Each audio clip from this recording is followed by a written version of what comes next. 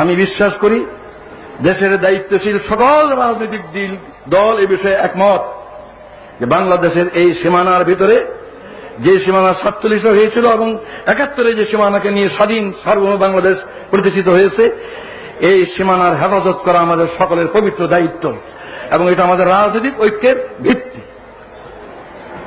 কিন্তু রাজনৈতিক ঐক্য কি যথেষ্ট? রাজনৈতিক ঐক্য কখনো যথেষ্ট নয়।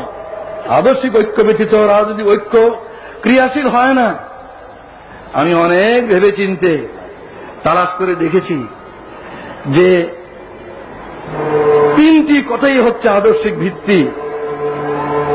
3টি কথাই হচ্ছে আদর্শিক ভিত্তি। আল্লাহ যিনি আমাদেরকে সৃষ্টি করেছেন, যিনি আমাদের মনিব, মাহবুদ, প্রভু, সেই আল্লাহ ঐক্যের, আদর্শিক ঐক্যের পয়লা ভিত্তি। সেই আল্লাহ মানব জাতির দিশারি হিসাবে, পথ প্রদর্শক হিসাবে তার রসুলকে পাঠিয়েছেন, যুগে যুগে রসুলগণকে পাঠিয়েছেন। সর্বশ্রেষ্ঠ রসুল মুহাম্মদ রাসূলুল্লাহ সাল্লাল্লাহু আলাইহি ওয়াসাল্লাম হচ্ছে দ্বিতীয় আদর্শিক ভিত্তি।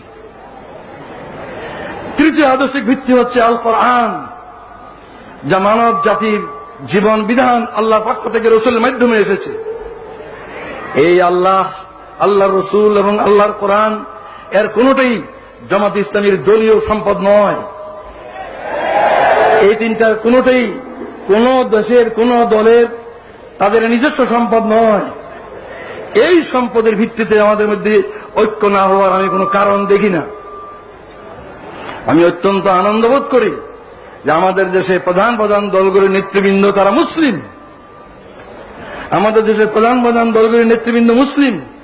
তারা নামাজ পড়েন, হজ করেন, কোরআনকে তারা অস্বীকার করতে পারেন না।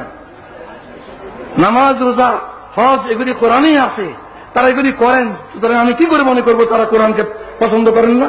নিশ্চয়ই তারা কোরআনকে বিশ্বাস করেন। তাই আমি এই আকুল আবেদন জানাই, রাজনৈতিক ঐক্যের ভিত্তি বাংলাদেশের সার্বভৌমত্ব এবং স্বাধীনতাকে রক্ষা, আর আদর্শিক ভিত্তি হচ্ছে আল্লাহর প্রতি দৃঢ় বিশ্বাস এবং আস্থা, যেটা আমাদের বাংলাদেশের শাসনতন্ত্রে আছে।